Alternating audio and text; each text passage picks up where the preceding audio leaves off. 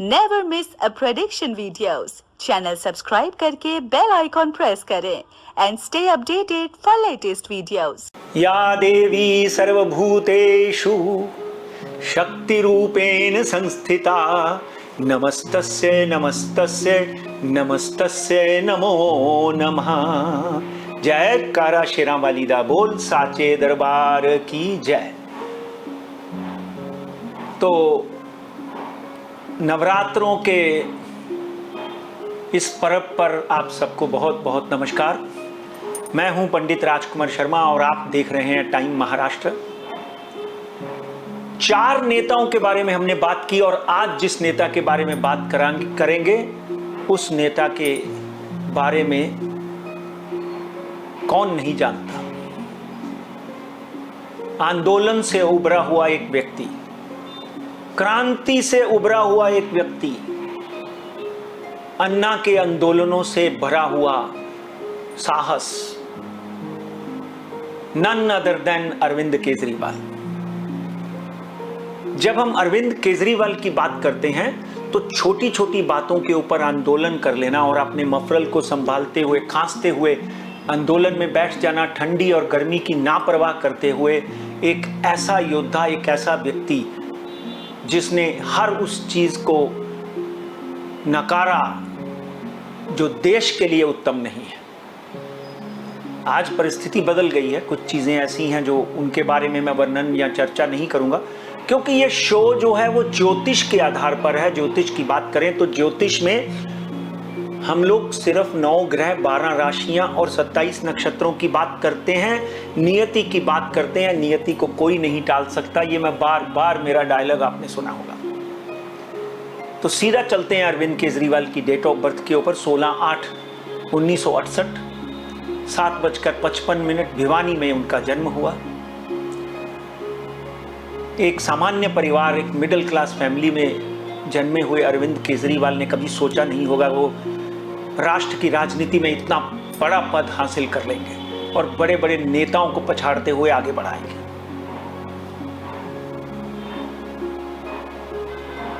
आगे बढ़ते हुए मेष राशि और कृष्ण पक्ष की अष्टमी, और कहीं ना कहीं अगर हम बात करें तो सिंह लगन। सिंह लगन का स्वामी सूर्य है, उसमें बैठा हुआ बुध उनको एक अच्छा विद्यार्थी बनाता है। एक ऐसा विद्यार्थी जो स्कूल से लेकर कॉलेज तक टॉप करता रहा। और आप सबको पता है कि अरविंद केजरीवाल जो है वो एक IAS ऑफिसर है। उन्होंने UPSC का एग्जाम दिया होगा और उसके बाद वो इनकम टैक्स में कमिश्नर बने। और उनकी धर्मपत्नी सुनीता केजरीवाल भी नागपुर से इनकी मुलाकात हुई और वो भी IAS ऑफिसर थी। और धीरे धीरे अरविंद केजरीवाल की अगर हम बात करें तो 1968 से लेकर 1973 73 तक सूर्य की महादशा में उनका जन्म हुआ। सूर्य मंगल के साथ में 12वें घर में बैठा है। बहुत अच्छी परिस्थितियां भी नहीं थी जब उनका जन्म हुआ, पर ठीक है, बनिया परिवार से हैं और मध्यम वर्ग के व्यक्तित्व। चंद्रमा की महादशा लगी उनकी 23/2/1973 और 24/2/1983 तक। ये थी उनकी चंद्रमा के 10 साल। और चंद्रमा के 10 सालों में एक बात तय हो गई कि अरविंद केजरीवाल जो है वो आउटस्टैंडिंग स्टूडेंट है। आउटस्टैंडिंग स्टूडेंट का मतलब कि वो कुछ ना कुछ तो अपने जीवन में जरूर करेंगे। बचपन में कहते हैं कि स्कूल में और कॉलेज में भी आंदोलन करने से बाज नहीं आते थे। जब उनकी मैं ऑटोबायोग्राफी पढ़ रहा था तो देख रहा था कि कॉलेज और स्कूल में भी वो ऐसे कोई ना कोई छोटे मोटे आंदोलन और कोई ना कोई छोटे मोटे विरोध करते रहे। सिंह राशि, सिंह लगन, उनकी राशि तो मेष है। मेष राशि का स्वामी मंगल होता है। गुरु और शुक्र लगन में बैठे होने की वजह से, गुरु और शुक्र लगन में बैठे होने की वजह से उनको प्रारब्ध योग का निर्माण होता है। और बुध लगन में बैठा बुध लगन में बैठा हुआ सूर्य की राशि में उत्तम भाव देता है बुद्धादित्य योग बनाता है और बुद्धादित्य योग जब बन जाता है तो बैलेंस ऑफ माइंड हो जाता है। शिक्षा में आदमी डेफिनेटली कहीं ना कहीं बड़ी तोप बन जाता है। और देखें, चंद्रमा की महादशा के बाद उनके ऊपर जब मंगल की महादशा आई 24/2/1983 से लेकर 23/2/1990 तक, तो उन्होंने ये निश्चय कर लिया कि मैं यूपीएससी में आईएएस ऑफिसर जरूर बनूंगा। अभी अगर आप यूपीएससी में प्रथम श्रेणी में नहीं जाते तो द्वितीय श्रेणी आईपीएस ऑफिसर होती है, तो तृतीय श्रेणी आईआरएस ऑफिसर होती है। ये आपकी मेरिट और नंबरों के आधार पर। राहु की महादशा जब लगी अरविंद की, तो वो राहु की महादशा में उनका जीवन बदल गया। राहु उनका मीन राशि में 8वें घर में बैठा हुआ है और केतु उनका दूसरे घर में बैठा हुआ है। जब राहु की बात करते हैं तो 23/2/1990 अरविंद केजरीवाल 22 साल की उम्र में थे और 22 साल की उम्र के बाद अरविंद केजरीवाल डेफिनेटली 92-93 में यूपीएससी के एग्जाम में पास होकर नागपुर ट्रेनिंग के लिए चले गए। वहां जाने के बाद उनका सुनीता से मुलाकात हुई और वहां पे उन्होंने निश्चय किया कि हम दोनों विवाह करेंगे। विवाह के प्रणय सूत्र में बंधे 2 बच्चे हुए और दोनों आईआरएस की शिक्षा पाकर उत्तीर्ण होकर कहीं ना कहीं कमिश्नर बने। आगे आने वाले दिनों में समय आता है जब राहु में सूर्य आता है 2004-2005, जब अरविंद केजरीवाल ने सोच लिया कि अब मैं कुछ नया करना चाहता हूं। जनपथ के ऊपर और दिल्ली के अलग अलग क्षेत्रों में उन्होंने अलग अलग क्रियाओं के ऊपर बहुत से छोटे मोटे धरने दिए, आंदोलन किए, मगर 2008 के बाद जब अन्ना के आंदोलन के साथ जुड़े, फिर उन्होंने कभी मुड़ के पीछे नहीं देखा। अन्ना के आंदोलन में सबसे बड़ा चेहरा अगर कोई था तो अरविंद केजरीवाल, उसके साथ में 10-12 लोग और थे, मगर सबसे बड़ा चेहरा और अन्ना के साथ जो भूख हड़ताल पे बैठने वाला व्यक्ति था उसका नाम था अरविंद केजरीवाल। तो राहु की महादशा में 2008 से पहले उनको इतना पराक्रम दे दिया, क्योंकि राहु पराक्रम का घर है और इनके अष्टम भाव में बैठकर इनके दूसरे घर को, धन स्थान को देख रहा है। फिर आई गुरु की महादशा। कहते हैं जवानी में जब गुरु की महादशा लग जाती है तो आदमी को राजा बना सकती है, और गुरु अगर आपका उत्तम है, और यहां तो लगन में बैठा हुआ है, सूर्य के घर में गुरु लगन में बैठा हुआ प्रारब्ध योग का निर्माण कर देता है, इच्छा पूर्ति योग बन जाता है। तो 2008 के बाद अरविंद केजरीवाल पूरी तरह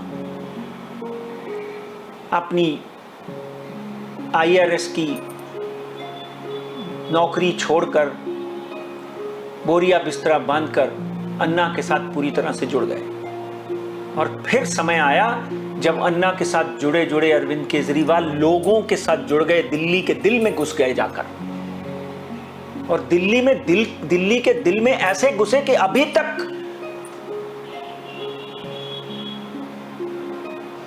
झाड़ू लेकर दिल्ली के दिल में और दिल्ली के लोगों की समस्याओं के समाधान में लगे हुए हैं, और साथ में करप्शन हो, बुराई हो, उसके ऊपर झाड़ू फेरते जा रहे हैं। बहुत सी योजनाओं के साथ में अरविंद केजरीवाल ने 2012 में 26/11/2012 दिन सोमवार के दिन आम आदमी पार्टी की स्थापना की। आम आदमी पार्टी की स्थापना करने के बाद उनका एड्रेस है 206 रोज हाउस। मैं अभी रिक्वेस्ट करूंगा और आपको ताकीद करूंगा कि प्लीज आप 206 नंबर का आपका जो हेड ऑफिस था उसको बदल दीजिए। 2 और 6 8 होते हैं। 26 तारीख को ही आपने उसका 26/11/2012 को ही आपने आम आदमी पार्टी का गठन किया। अथक परिश्रम के बाद, ईमानदारी की पूरी तरह से जिम्मेदारी लेने के बाद 2015 में दिल्ली के डीएमसी दिल्ली के म्यूनिसिपल कॉरपोरेशन के इलेक्शन में उन्होंने जब अपनी धाक जमाई तो सब पार्टियों को पछाड़कर 70 सीटों में से 67 सीट वर्ल्ड रिकॉर्ड हासिल हुआ अरविंद केजरीवाल को। और हैरानगी ये होगी कि अगेन उन्होंने रिजाइन कर दिया। रिजाइन होने थोड़े ही सालों में रिजाइन करने के बाद 2020 में फिर 70 सीटों से 62 सीटों के ऊपर विजयी हुए। और 2019 में के बाद तो अरविंद केजरीवाल हर जगह के ऊपर अपना कैंडिडेट खड़ा करना शुरू कर दिए। गोवा में उनको 2 लोग मिल गए, महाराष्ट्र में भी उनको कहीं ना कहीं स्थान मिलना शुरू हो गया। और फिर आई बात पंजाब की। 2022 में उन्होंने पंजाब में भगवंत मान को चीफ मिनिस्टर बनाया और पंजाब की हिस्ट्री में 92 सीट के ऊपर स्वीप करके आम आदमी पार्टी की सत्ता स्थापित कर दी। मगर उसी के साथ में कुछ पनवती, ऐसा लगा कि जैसे कोई पनवती आ गई होती है और अरविंद केजरीवाल के बुरे दिन शुरू हो गए। उनके deputy chief minister Manish Sisodia और एक मिनिस्टर सत्येंद्र जैन, उनको जेल की हवा खानी पड़ी। और आज के दिन संजय सिंह जो उनके राइट हैंड साइड माने जाते हैं, वो भी कहीं ना कहीं ईडी के शिकंजे में मनी लॉन्ड्रिंग केस में जेल में है। मगर अरविंद अपनी जिद का पक्का।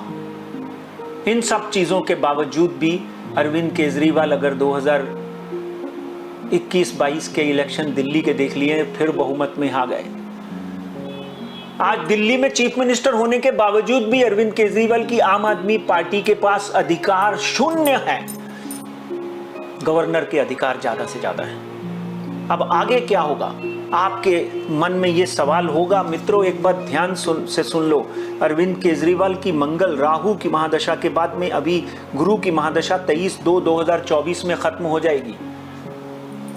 उनको समस्याएं जो हैं 24/2/2024 तक हैं। हो सकता है अरविंद केजरीवाल को भी कहीं ना कहीं जेल यात्रा करनी पड़े, पर वो तो कई बार आंदोलनों में जेल जा चुके हैं, कई बार उनके ऊपर समस्याएं आ चुकी हैं। इसलिए मुझे नहीं लगता है अरविंद केजरीवाल जेल से घबराते हैं या ईडी से या सीबीआई से घबराते हैं। बात करते हैं शनि की महादशा की। अरविंद केजरीवाल अभी रिसेंटली इंडिया पार्टी बनी है उसके भी मेंबर बन गए हैं। पहले वो कहते थे कि मैं किसी पार्टी में नहीं जाऊंगा, अभी वो इंडिया के मेंबर बन चुके हैं। 2024 से 2043 तक अरविंद केजरीवाल के ऊपर शनि की महादशा लगेगी।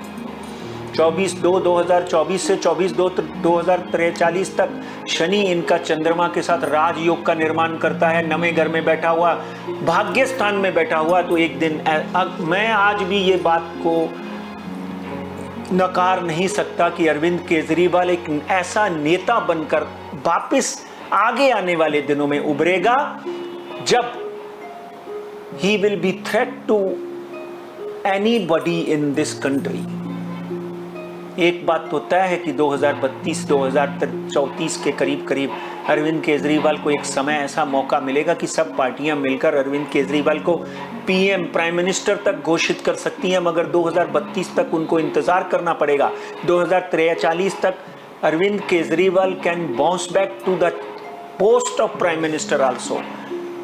2043 तक उनको अपनी सेहत का ध्यान रखना पड़ेगा, क्योंकि डायबिटीज़, ब्लड प्रेशर और खांसी और चेस्ट को लेकर उनको बहुत सी समस्याएं हमेशा तंग करती रहती हैं।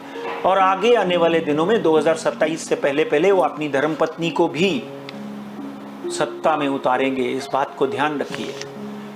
मैं आपका दोस्त और आपका मार्गदर्शक पंडित राजकुमार शर्मा को ऐसे ही आपको मैं मार्गदर्शन देता रहूंगा एक नए नेता के साथ। मगर अब मैं आपसे चाहता हूं इजाजत। All the best to Arvind Kejriwal.